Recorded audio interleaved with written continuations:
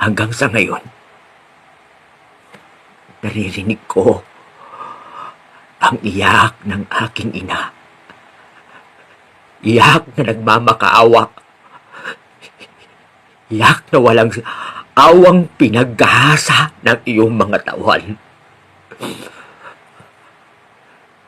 At ako, di mo sinalang alang na anak mo rin ako. Anak sa iyong paggagahasa sa aking ina.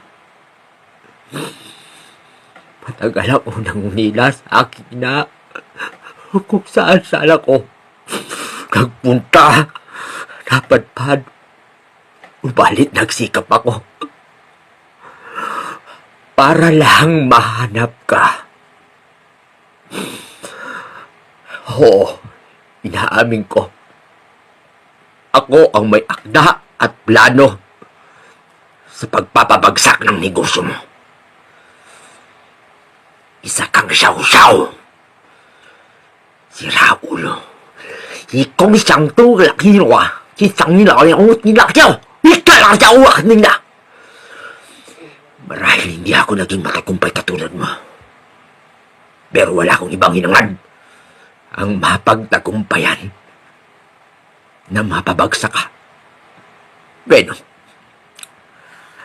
amanos na tayo. At inamin ko, natatandaan mo ba ang kamatayan ni Nimpa? Aking kapatid sa dugo.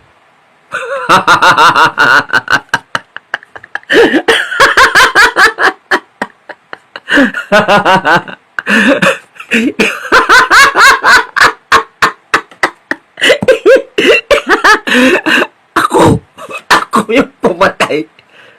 Ano? Masakit ba? Masakit ba, Mr. Lee, sa loob?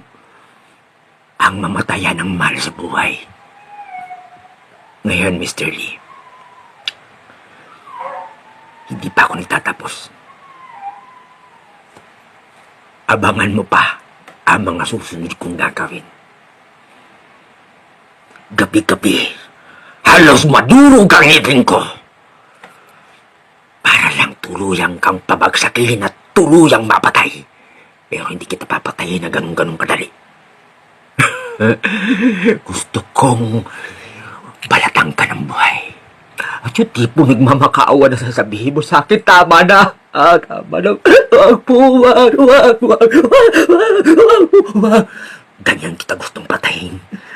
Nasap na sa lasap mo. Gano.